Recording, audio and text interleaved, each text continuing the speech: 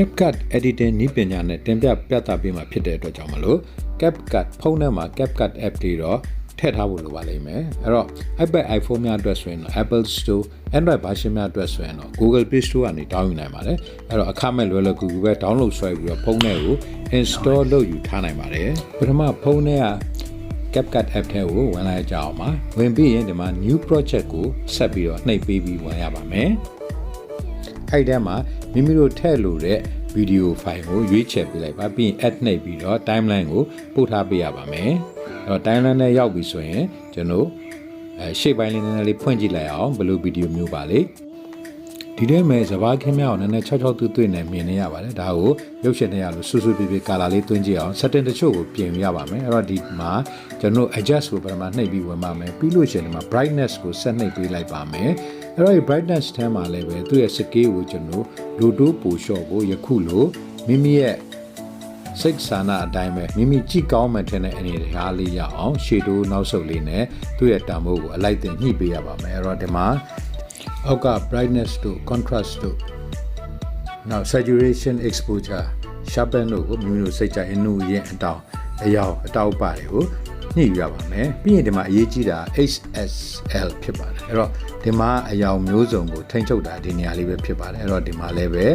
ထုံးစံအတိုင်းကိုပုံရဲ့အနေထားလေးကြည့်ပြီးတော့ဒီအယောင်ရဲ့အနုရင်နောက်ကတဘာဝကြအယောင်ဖြစ်အောင်လည်းပဲသတိထားပြီးတော့ကောင်းငင်ဆိုပြနေအောင်ပေါ့နော်ကောင်းငင်စိမ့်လုံးမဖြစ်ပါဘူးကောင်းငင်နီလုံးမဖြစ်ပါဘူးစသဖြင့်ပေါ့နော်အဲ့လိုမျိုးအပြာဆိုလဲအပြာရောင်လေးပေါ်လွင်အောင်ကျွန်တော်တို့ဝါစိမ့်နေပြခရမ်းဒီကာလာမျိုးစုံကိုစိတ်ကြိုက်တယ်မှာကြည့်ကောင်းအောင်ပို့ပြီးတော့လည်းအယောင်ဆိုးပြေအောင်မိမိတို့စိတ်ကူးနဲ့ပေါ့နော်မိမိတို့စိတ်ကူးနဲ့သဘာဝနဲ့ရှင်ပြီးတော့ချိန်ညှိပေးဖို့ရေးကြည့်ပါတယ်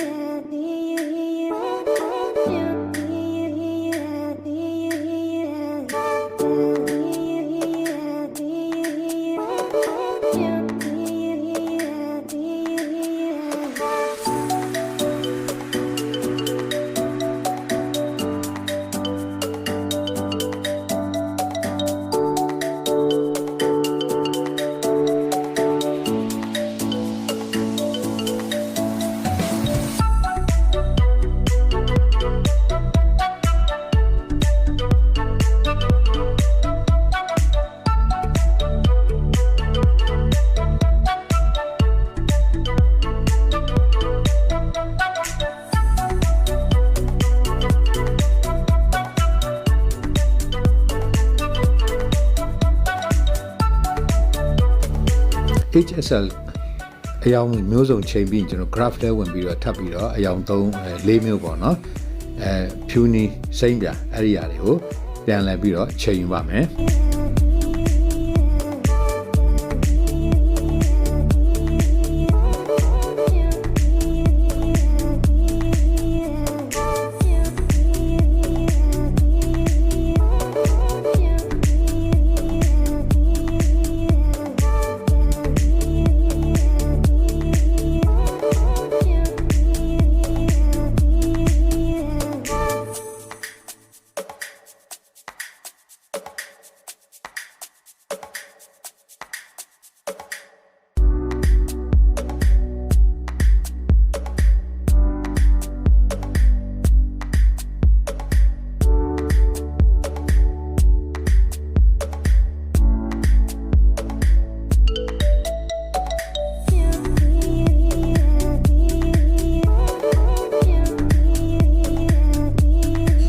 ဒီအပိုင်းပြီးရင်တော့အောက်တောက်ကအမှန်ချစ်နေရချိတ်ပြီးတော့ကျွန်တော်တို့ဘက်ကိုပြန်ပြီးထွက်လိုက်ကြအောင်ပါအဲ့တော့ကျွန်တော်တို့ဒီမှာ filter ကိုဝင်ပြီးတော့ထပ်မှန်ပြီးတော့မိမိတို့ချိန်ညှိနိုင်ပါသေးတယ်เนาะ filter တွေကမှခေါင်းစဉ်အမျိုးမျိုးပြီးတော့ effect အမျိုးမျိုးကိုမိမိတို့ကိုယ်တိုင်စိတ်ချက်စမ်းသပ်ပြီးတော့ထည့်သွင်းနိုင်ပါတယ်လေ့လာကြည့်နိုင်ပါတယ်မိမိတို့စိတ်ကြိုက်ဖြစ်ပြီးဆိုတော့မှအောက်ကအမှန်ချစ်နေရာလေးကိုချစ်ပြီးတော့ရင်ကျွန်တော်ဗီဒီယိုကို export ထုတ်လို့ရမှာဖြစ်ပါတယ်အဲ့တော့လောလောဆယ်တော့စိတ်ကြိုက်ချိန်ညှိကြည့်လိုက်ပါဦး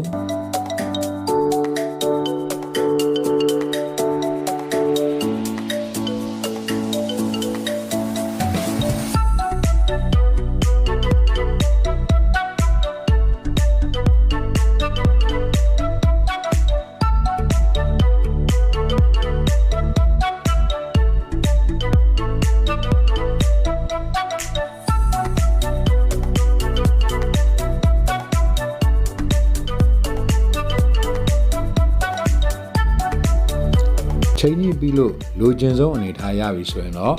မိမိတို့ကဒီ export setting ချိန်ကြီးကို1080p နေရာကိုနှိပ်ပေးရပါမယ်အဲ့တော့နှိပ်ပေးပြီး resolution ကိုတော့ဘာအဆုံးထိအမြင့်ဆုံးတင်ထားပေးလိုက်ပါအဲ့တော့ 2K တို့ 4K တို့ပေါ့ပြီးရင် video export ထုတ်ဖို့မြားနေအောင်နှိပ်ပေးလိုက်ရပါမယ်ဒါဆိုရင် video ကို export ထုတ်ပေးပါဖြစ်ပါတယ်အဲ့တော့ထွက်လာတဲ့ပုံရလကိုတခါမိမိတို့ကြည့်လိုက်ရကြအောင်ပါပြီးသွားပြီဆိုရင်တော့ဒန်းနေရာကိုနှိပ်ပြီးတော့ရင် video file ကိုဖုန်းထဲမှာတင်ထားလို့ရပါပြီဟုတ်ကဲ့ပါ CapCut နည်းပညာနဲ့ရုပ်ရှင်စမ်းစမ်းအယောင်ဆူဆူပြီးထည့်သွင်းနည်းလေးပဲဖြစ်ပါတယ်အဲ့တော့ဗီဒီယိုလေးကိုနှစ်သက်လိုက်မှလို့ပြောလိုက်ပါတယ်နှစ်သက်ရင်ဖြင့် like share comment လုပ်ပြီးအားပေးကြပါဦးနောက်ပြီးတော့ Kantkaw knowledge sharing channel ကိုလည်းပဲ subscribe လုပ်ပဲကြည့်နေပုဂ္ဂိုလ်များ subscribe လုပ်ပြီးအားပေးကြပါလို့တတိပေးပါရစေနောက်ထပ်လာမယ့်ဗီဒီယိုမှာထပ်မံဆုံကြပါစို့အားလုံးကိုကျေးဇူးတင်ပါတယ် bye bye